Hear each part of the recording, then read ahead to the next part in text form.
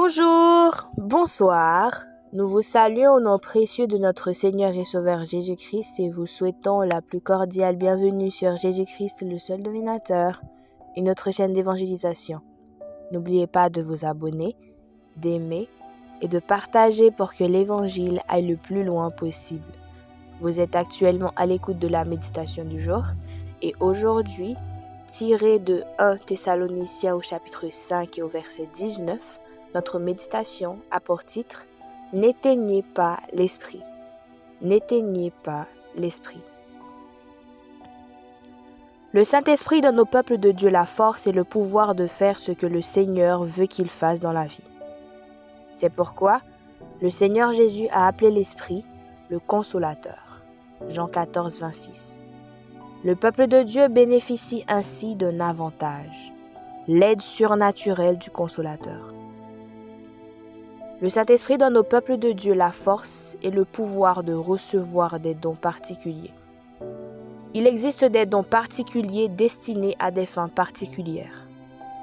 La Bible fait référence à certains dons particuliers tels que la sagesse, la connaissance, la foi, la guérison, les miracles, la prophétie, le discernement des esprits, le parler en langue et l'interprétation des langues. 1 Corinthiens 12, 7 à 11. La métaphore de notre verset d'aujourd'hui suppose la présence du Saint-Esprit dans le cœur des croyants. Elle suppose que ce secours dans le peuple de Dieu est comparable à un feu. Métaphoriquement parlant, le Saint-Esprit nous embrase.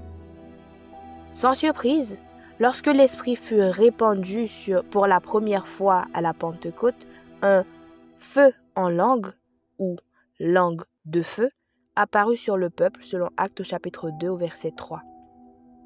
Bien que l'apparition de langue de feu n'accompagne généralement pas l'Esprit de Dieu, nous sommes néanmoins embrasés par lui.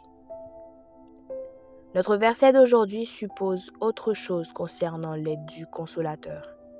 Il suppose que l'œuvre du Saint-Esprit peut être discernée et éteinte.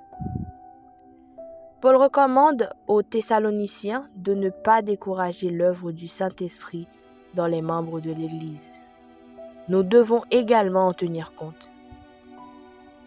Décourager les désirs pieux des croyants fidèles est mauvais, car nous ne réprimerions pas seulement l'œuvre d'un simple être humain, mais étoufferions l'Esprit de Dieu lui-même.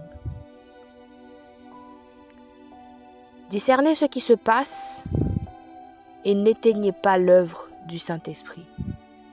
Vous ne voudriez pas vous retrouver à lutter contre la volonté même de Dieu.